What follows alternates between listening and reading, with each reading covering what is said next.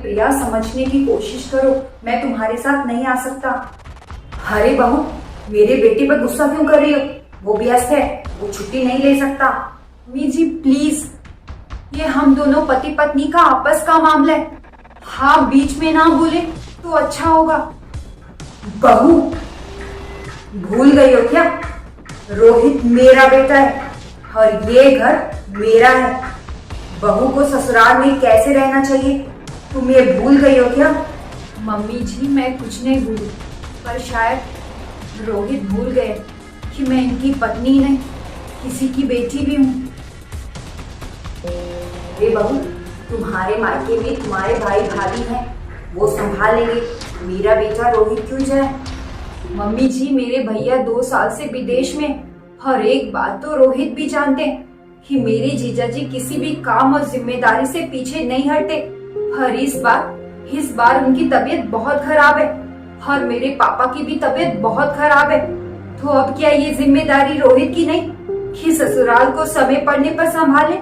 ऐसा है ना बहू, ये सब तुम्हारे यहाँ चलता होगा, हमारे यहाँ नहीं चलता। मेरे बेटे रोहित को मेरे साथ शादी में जाना है, इसलिए वो तुम्हारे साथ नहीं आ सकता, तुम्हें अकेले ही जाना होगा। ठीक है मम्मी जी, तो मैं अकेले चली जाती हूँ।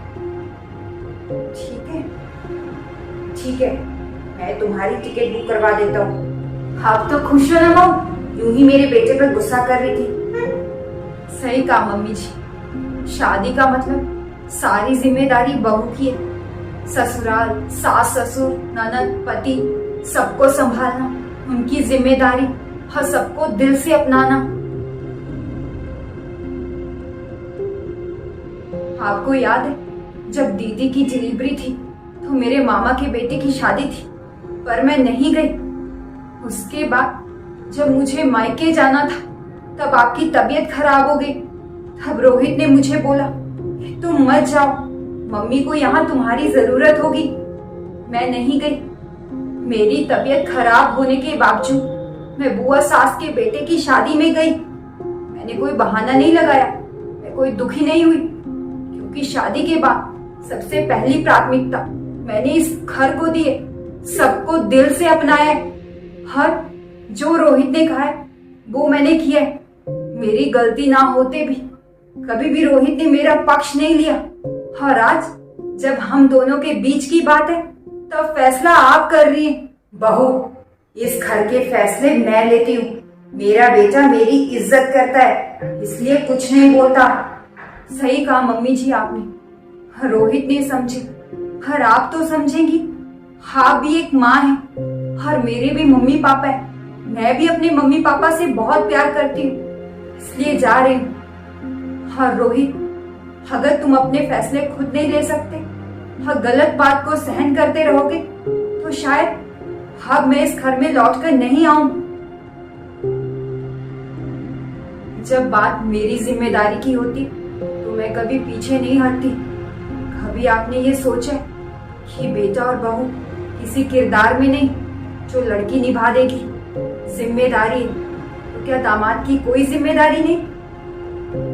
रोहित, शादी हम दोनों की हुई है और ये हम दोनों की जिम्मेदारी कि हम अपने ससुराल की जिम्मेदारी निभाएं। अरे हम नहीं निभाएंगे तो कौन निभाएगा? और अगर जरूरत पड़ने पर आप मेरे परिवार के काम नहीं आएंगे तो फिर आप मुझसे क्या अपेक्षा रखते हो? आपको याद है जब मम्मी की तबीयत खराब थी तो दीदी जी और जीजा जी आए थे। मम्मी जी कितनी खुश थी कि मेरे दामाद जी आए हुए हैं। माँ, प्रिया बिल्कुल सही बोल रही है। शादी के बाद आपने जैसा मुझे बोला मैंने वैसा ही किया। आपने मुझे बोला कि ससुराल नहीं जाना है, वहाँ रुकना नहीं है, किसी से बात नहीं करनी है। मैंने वैसा ही किया क्योंकि आपको लगता था कि कहीं मैं ससुराल का ना हो जाऊं। आप खुश रहें ये सोचकर आपको ये ना लगे कि शादी के बाद मैं बीबी का गुलाम बन गया। माँ, आपको हाई बीपी की भी परेशानी है, तो शुरू से ही मैं आपका लाडला बेटा बनकर रहा हूँ। बस यही बात थी कि मैंने आपको कुछ नहीं बोला। प्रिया, मैं तुम्हारा गुनहगार हूँ, मुझे माफ कर दो। मैं भी तुम्हारे साथ चलूंगा। मैं समझता था कि माँ इन परिस्थितियों को समझ जाएगी और तुम्हारा साथ देगी, लेकिन नहीं। बहू, मुझे माफ कर दो। मुझे बस एक ही डर था कि कहीं मेरा इकलौता बेटा बीवी की सुनकर उससे दूर ना हो जाए। बचपन से लेकर आज तक उसने मेरी हर एक बात मानी। बहू, मैं भूल गई थी कि तुम भी किसी की बेटी हो। हर जरूरत पड़ने पर जमाई को भी एक बेटे का फर्ज निभाना चाहिए। बहू, देर से ही सही मैं समझ गई कि दामाद को भी ससुराल की जिम्मेदारी निभानी चाहिए। हाथ से मैं तुम दोनों के मामलों में दखल नहीं दूंगी। मुझे माफ कर दो। प्रिया, मम्मी ने तुमसे माफी मांग ली है। मम्मी को माफ कर दो, वो समझ गई है।